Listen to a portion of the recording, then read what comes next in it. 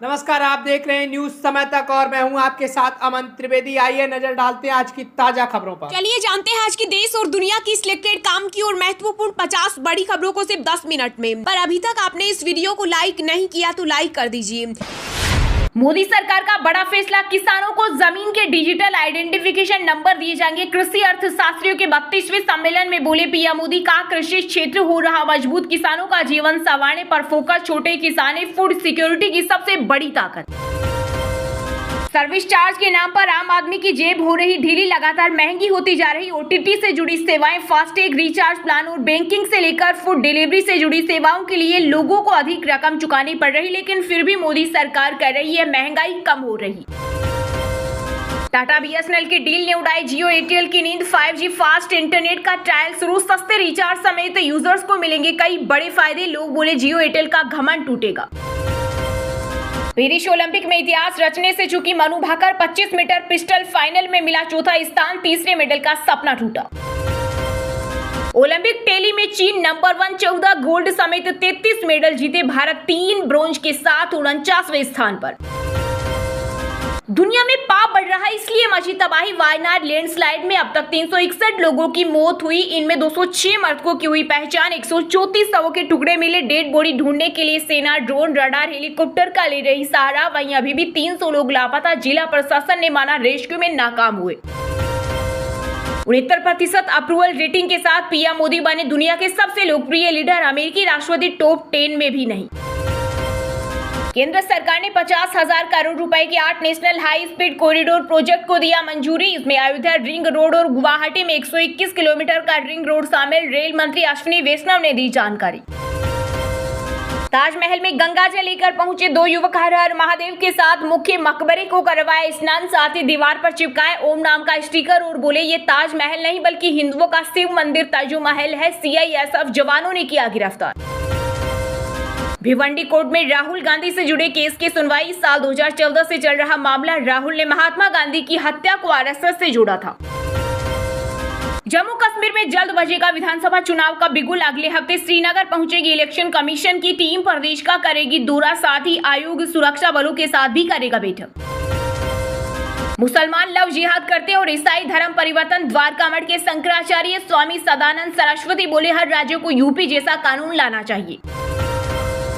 इस हफ्ते सोने चांदी के दामों में देखने को मिली तेजी, आईबीजेई की वेबसाइट के अनुसार 27 जुलाई को सोना 68,131 रुपए पर था, जो अब 70,352 रुपए प्रति 10 ग्राम पर पहुंच गया है, यानी इस हफ्ते इसकी कीमत में 2,261 रुपए की बढ़ोतरी हुई। वहीं चांदी की बात करें तो ये 83,501 रुपए प्रति किलोग्राम पर पहुंच गई।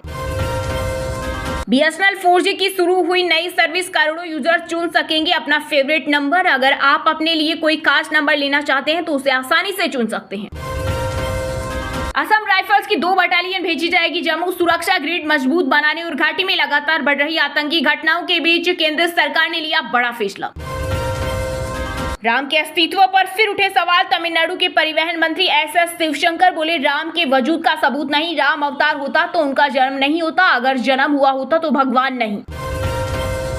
महाराष्ट्र में विधानसभा चुनाव होने से पहले राजनीतिक बयानबाजी हुई तेज, शिवसेना नेता उद्धव ठाकरे ने केंद्रीय गृह मंत्री पर बोला हमला, कहा अहमद शाह अब्दाली के राजनीतिक वंशज है अमित शाह, आज से भी अमित शाह को अब्दाली ही बोलूंगा। जम्मू कश्मीर प्रशासन ने नार्को टेररिज्म से जुड़े 5 पुलिसकर्मियों और एक टीचर समेत 6 कर्मचारियों को किया बर्खास्त, ये सभी पाकिस्तान की आईएसआई और उससे जुड़े आतंकवादी संगठनों के नार्को टेरर नेटवर्क का हिस्सा थे। हरियाणा में विधानसभा चुनाव से पहले विरोधी गुटों को एक मंच पर लाने की कोशिश में जुटा कांग्रेस हाईकमान, वहीं केंद्रीय राज्य मंत्री राव इंद्रजीत ने उठाई परिसीमन की मांग। देश में मुन्ना भाई जैसे डॉक्टर हो रही तैयार, नीट पेपर लीक मामले पर आप सांसद राघव चड्ढा ने छात्रों के भविष्य पर जताई चिंता, बोले बिगड़ती शिक्षा व्यवस्था का संकट हमारे देश को प्रभावित कर रहा, जहां हमारे बच्चे ज्ञान या अधिकार के लिए नहीं बल्कि अपना अस्तित्व बचाने के लिए लड़ रहे।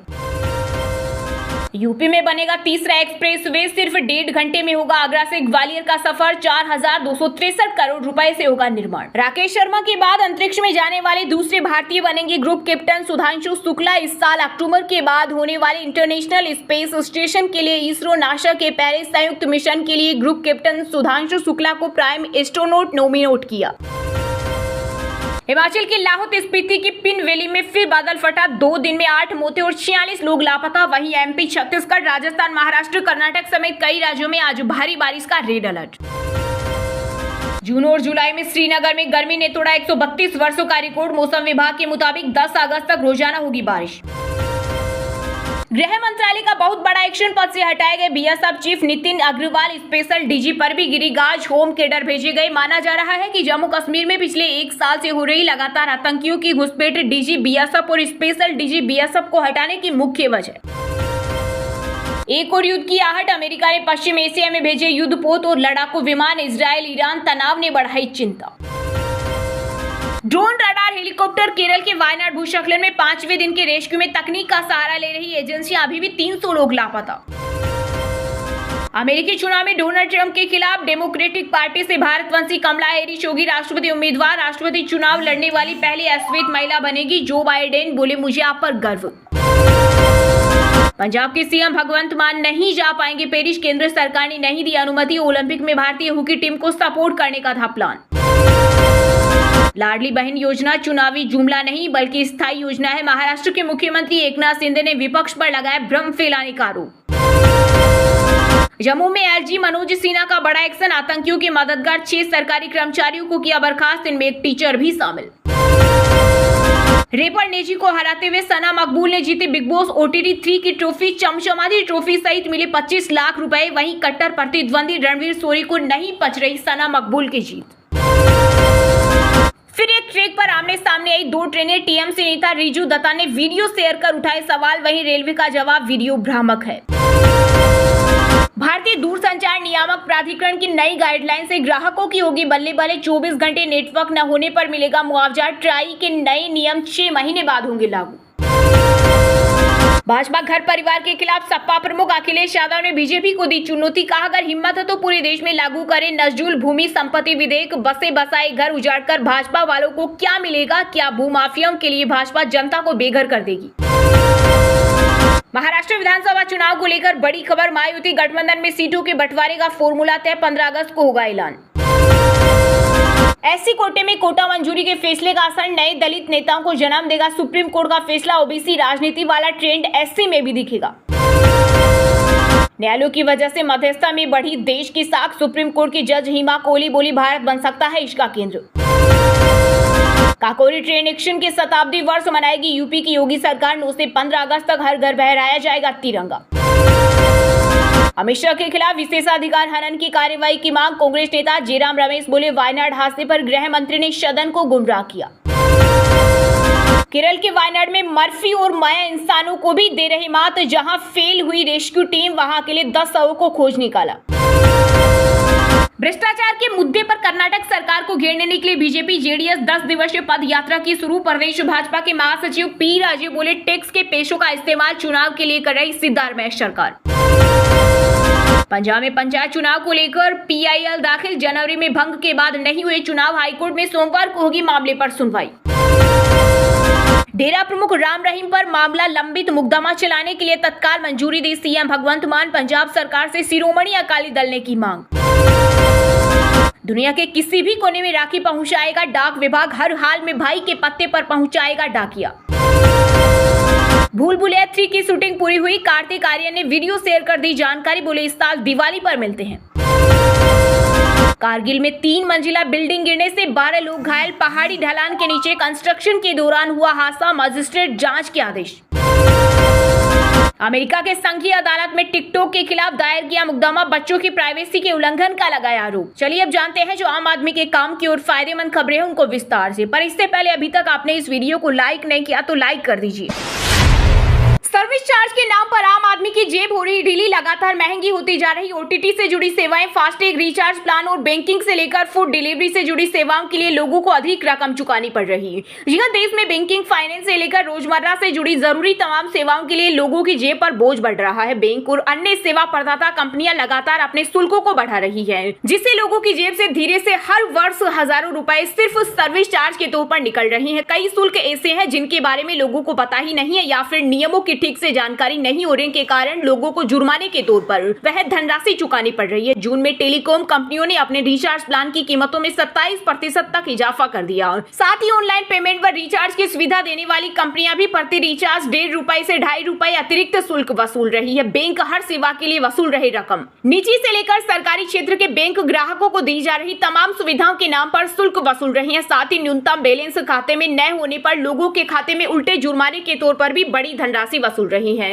बीते 5 वर्षों में सरकारी बैंकों ने 8,500 करोड़ रुपए ग्राहकों से वसूला है। इसके अतिरिक्त भी बैंक तमाम सेवाओं के नाम पर शुल्क वसूल रही है। ये शुल्क वसूल रहे बैंक डुप्लीकेट पासबुक पर ₹100, चेक रिटर्न चार्ज पर ₹300, 1 लाख रुपए तक का चार्ज, 1 करोड़ तक का चेक ₹500, हस्ताक्षर वेरिफिकेशन ₹100, ब्रांच में जाकर नॉमिनी बदलना ₹100, पासबुक या अन्य कागज भेजना ₹50 से ₹100, 5 से अधिक बार खाते से नकदी निकासी ₹150 प्रति ट्रांजैक्शन, ब्याज प्रमाण पत्र पहली बार निःशुल्क, उसके बाद प्रति बार 100 प्रति सर्टिफिकेट। फास्टैग पर अतिरिक्त शुल्क भुगतान सर्विस के तौर पर अब डिजिटल पेमेंट की सुविधा देने वाली कंपनियां भी अतिरिक्त शुल्क ले रही है। उधर फास्टैग सेवा प्रदाता कंपनियों ने भी अब कई तरह के शुल्क लगाने का फैसला लिया है। इसमें 4 श्रेणी में शुल्क भारतीय राष्ट्रीय भुगतान लिमिटेड ने निर्धारित किया है, लेकिन इसके अतिरिक्त कंपनियों ने भी कुछ अन्य शर्त जोड़ दी है। जैसे अगर 3 महीने तक फास्टैग से कोई ट्रांजैक्शन नहीं होता है तो उसे निष्क्रिय माना जाएगा, जिसे एक्टिव करने के लिए शुल्क देना होगा। निर्धारित शुल्क स्टेटमेंट ₹25 प्रति एक, फास्टैग बंद करना ₹100, टैग मैनेजमेंट ₹25 तिमाही, नेगेटिव बैलेंस ₹25 तिमाही। फूड डिलीवरी पर शुल्क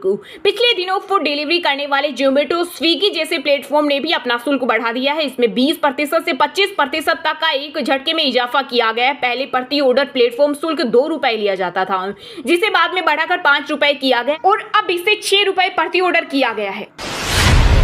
टाटा की बीएसएनएल के लिए हमदर्दी बने जियो एयरटेल के लिए सिरदर्दी डील के बाद फास्ट इंटरनेट का ट्रायल हुआ शुरू। सस्ते रिचार्ज समेत यूजर्स को मिलेंगे कई बड़े फायदे। जिगर टाटा कंसल्टेंसी सर्विस ने हाल ही में भारत सरकार द्वारा संचालित बीएसएनएल में एक बड़ा निवेश किया है, जो टाटा सेंटर्स के निर्माण पर केंद्रित है। हाल ही में बीएसएनएल के साथ टाटा ग्रुप की साझेदारी कंपनी को पुनर्जीवित करेगी और ग्राहकों को कई लाभ प्रदान करेगी। रिपोर्ट के अनुसार इस कदम का उद्देश्य टाटा ग्रुप को टेलीकॉम सेक्टर में वापस लाना है, जहां से लंबे समय से बाहर हो गए हैं। टीसीएस ने बीएसएनएल पे 15,000 करोड़ रुपए का निवेश किया, जिससे 3 प्रमुख क्षेत्रों में उन्नति की उम्मीद की जा रही है। ग्रामीण क्षेत्रों में हाई स्पीड इंटरनेट। रिपोर्ट के अनुसार बीएसएनएल और टाटा की साझेदारी से भारत के ग्रामीण क्षेत्रों में हाई स्पीड इंटरनेट लाने की उम्मीद है। यह योजना 1000 गांवों को कवर करेगी, जहां बीएसएनएल पहले से ही 3G नेटवर्क से 4G नेटवर्क का परीक्षण कर रहा है। यह निवेश बीएसएनएल को खरीदने का नहीं, बल्कि एक रणनीतिक संलिप्तता का हिस्सा है, जिससे कंपनी की खरीद के बारे में अफवाह को खारिज किया जा सके। टैरिफ वृद्धि के बीच ग्राहकों को राहत। वर्तमान टेलीकॉम कंपनियों जैसे रिलायंस जियो, भारती एयरटेल और वोडाफोन आइडिया और टैरिफ वृद्धि की घोषणा से कई ग्राहक प्रभावित हुए हैं और कुछ ने बीएसएनएल की ओर रुख किया है। इसके बाद सरकार संचालित इस टेलीकॉम कंपनी ने भी 5G नेटवर्क पर ध्यान केंद्रित करना शुरू कर दिया है और जल्द ही इसके परीक्षण शुरू करने की योजना है। बीएसएनएल 5G नेटवर्क की उम्मीद। भारत में वर्तमान में 3G नेटवर्क का उपयोग कर रहे 4G और उसके बाद 5G तकनीक की ओर स्विच करने की उम्मीद कर रही है। बीएसएनएल और टाटा के बीच इस साझेदारी की घोषणा से उन ग्राहकों के लिए नई योजनाओं की उम्मीद है जो बदलाव या सस्ते विकल्पों की तलाश में है। टाटा ग्रुप और बीएसएनएल की इस साझेदारी से टेलीकॉम सेक्टर में एक नई ऊर्जा आने की संभावना है। ग्रामीण और शहरी क्षेत्रों में हाई स्पीड इंटरनेट की उपलब्धता और सस्ती दरों पर नई योजनाओं के साथ यह पहले उपभोक्ताओं के लिए एक बड़ी राह साबित हो सकती है। अब देखना यह है कि यह साझेदारी आने वाले समय में क्या-क्या नए बदलाव और अवसर लेकर आती है।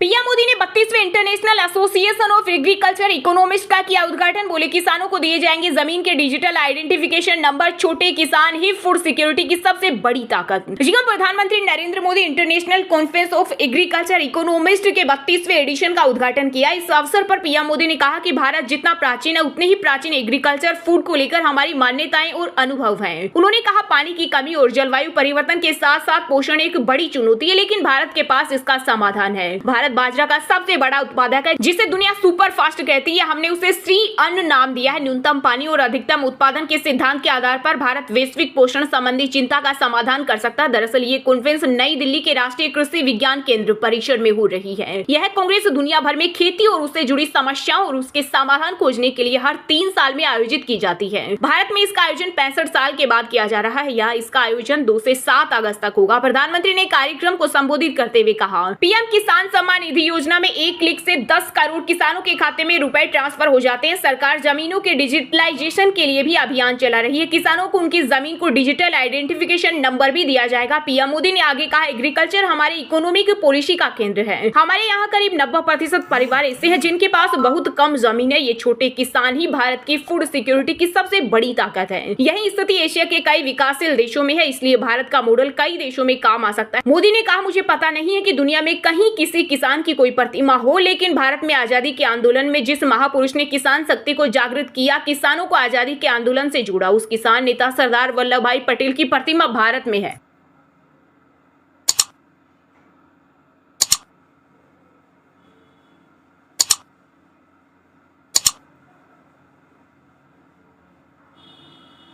के लिए दीजिए हमें इजाजत। तब तक के लिए देखते रहिएगा न्यूज़ समय तक को लाइक, शेयर और सब्सक्राइब जरूर करें। खबर अच्छी लगे तो हमें कमेंट करके जरूर बताएं।